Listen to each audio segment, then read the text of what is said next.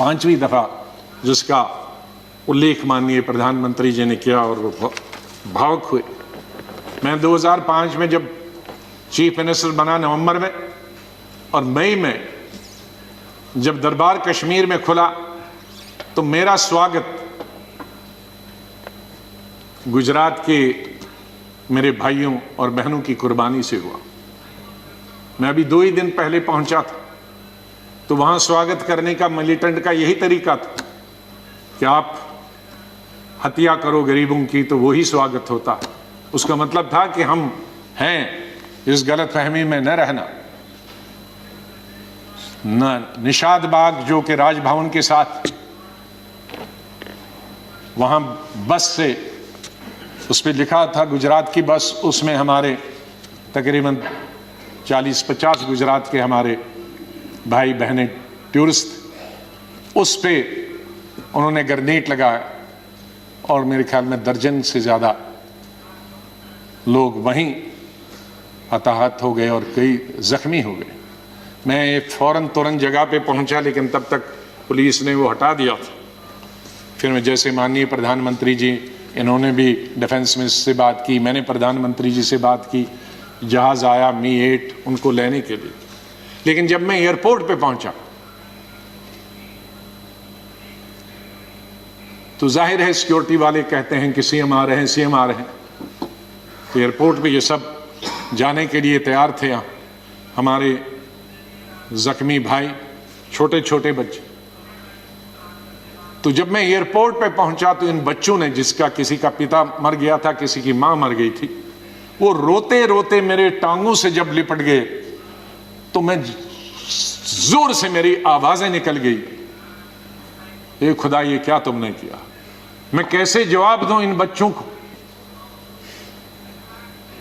मैं कैसे जवाब दूं उन बहनों को जो यहां तफरी के लिए आए थे, सैर के लिए आए थे, और आज मैं लाशें लेकर इनके हवाले कर रहा हूं उनके माता पिता की। तो ये भावुक होने की जरूरी बात। आज हम ये अल्लाह से, भगवान से यही दुआ करते हैं कि इस देश से मिलिटेंसी खत्म हो जाए, इस देश से आतंकवाद खत्म हो जाए।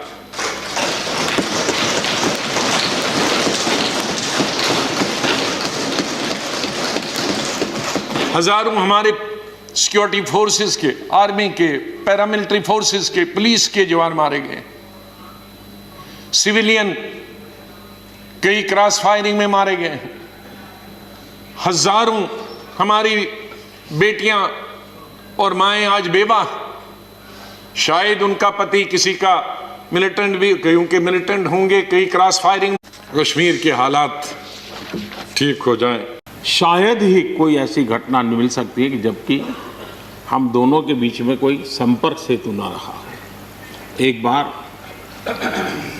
गुजरात के यात्री, क्योंकि जम्मू कश्मीर में जाने वाले टूरिस्ट में गुजरात बहुत बड़ा नंबर रहता है, और टेररिस्टों ने पर हमला कर दिया, करीब 8 लोग शायद मारे गए। सबसे पहले गुलाम नबी जी का मुझे फोन आया,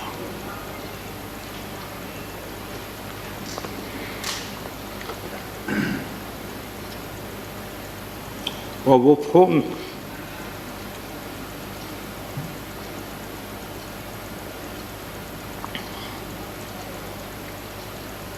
सिर्फ सूचना देने का नहीं था,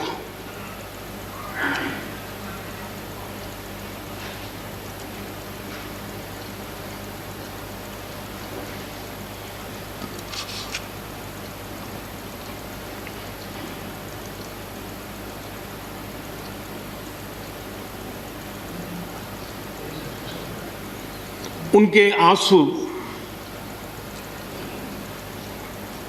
रुक नहीं रहे थे।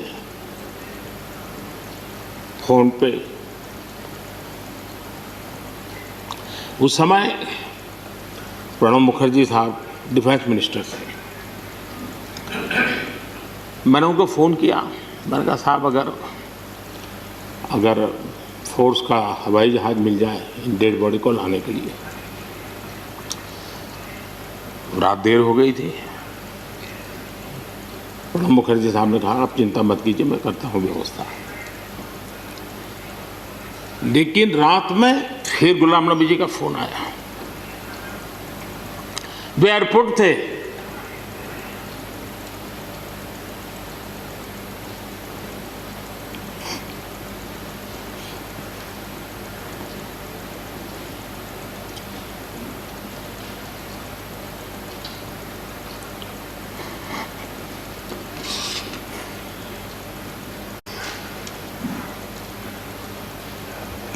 एयरपोर्ट से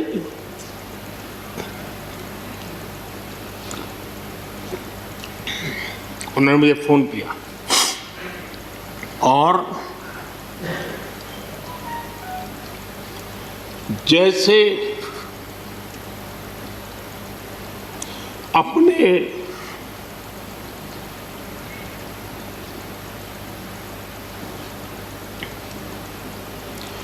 परिवार के सदस्य की चिंता करें,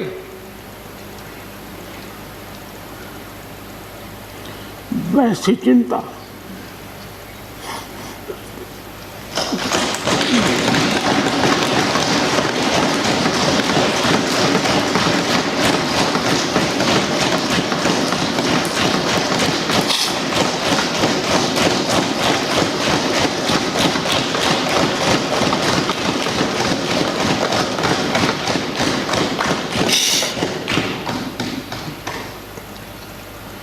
पद, सत्ता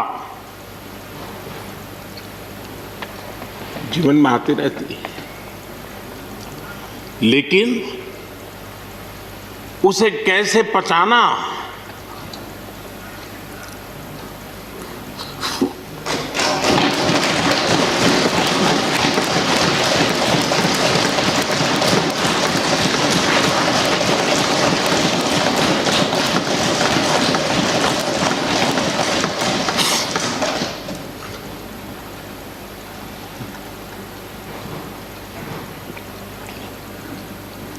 मेरे लिए बड़ा भावुक पल था।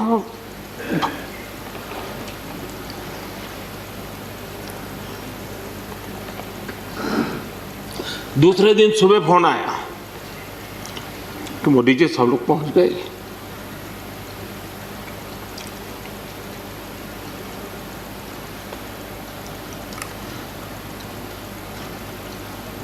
इसलिए एक मित्र के रूप में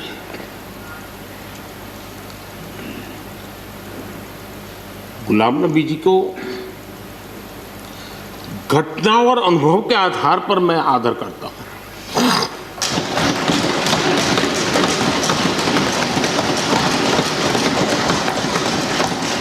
और मुझे पूरा विश्वास है कि उनकी सौम्यता, उनकी नम्रता, इस देश के लिए कुछ कर गुजरने की उनकी कामना, वो कभी उनको चैन से बैठने नहीं देगी। और मुझे विश्वास है कि जो भी दायित्व जहां भी वो संभालेंगे, वे जरूर वैल्यू एडिशन करेंगे, कंट्रीब्यूशन करेंगे और देश उनसे लाभान्वित होगा। ये सब मेरा पक्का विश्वास है। मैं फिर एक बार उनकी सेवाओं के लिए आदरपूर्वक धन्यवाद करता हूं और व्यक्तिगत रूप से भी मेरा उनसे आग्रह रहेगा कि मन से मत मानो कि अब आप इस सदन में नहीं हो। आप के लिए मेरे द्वार हमेशा खुले, इन चार माननीय सदस्यों के लिए खुले हैं। आपके विचार, आपके सुझाव, क्योंकि देश में सब बहुत जरूरी होता है।